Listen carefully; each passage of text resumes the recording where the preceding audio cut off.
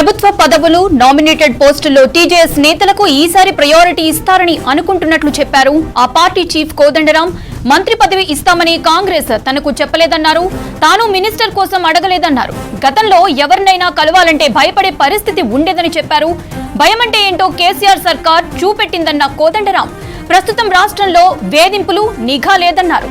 ప్రజల దూరంగా ఉంటే ఏ పార్టీ బతికే పరిస్థితి లేదని కేసీఆర్ బయటికి వస్తున్నట్లు చెప్పారు. తాము సరిగా ఉన్నాం, ప్రజలే మారాలని కేసీఆర్ ఆలోచనగా ఉన్నట్లు తెలుస్తోందన్నారు. కేసీఆర్ ఫ్యామిలీలో గొడవలను కవిత బయట పెడుతుందన్న కోదండరాం పార్టీ కంటే కుటుంబమే కీలకమని కవిత చెప్పకనే చెబుతోందన్నారు.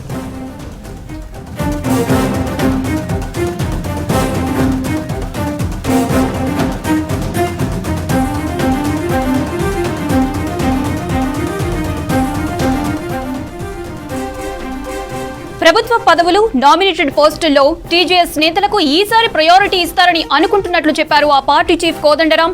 మంత్రి పదవి ఇస్తామని కాంగ్రెస్ తనకు చెప్పలేదని, తాను మినిస్టర్ కోసం అడగలేదన్నారు. గతంలో ఎవరినైనా కలవాలంటే భయపడే పరిస్థితి ఉండేదని చెప్పారు. భయమంటే ఏంటో కేసీఆర్ సర్కార్ చూపెట్టిందన్న కోదండరాం ప్రస్తుతం రాష్ట్రంలో వేధింపులు నిఘా లేదన్నారు. ప్రజల దూరంగా ఉంటే ఏ పార్టీ బతికే పరిస్థితి లేదనే కేసీఆర్ బయటికి వస్తున్నట్లు చెప్పారు. తాము సరిగా ఉన్నాం, ప్రజలే మారాలని కేసీఆర్ ఆలోచనగా ఉన్నట్లు తెలుస్తోందన్నారు.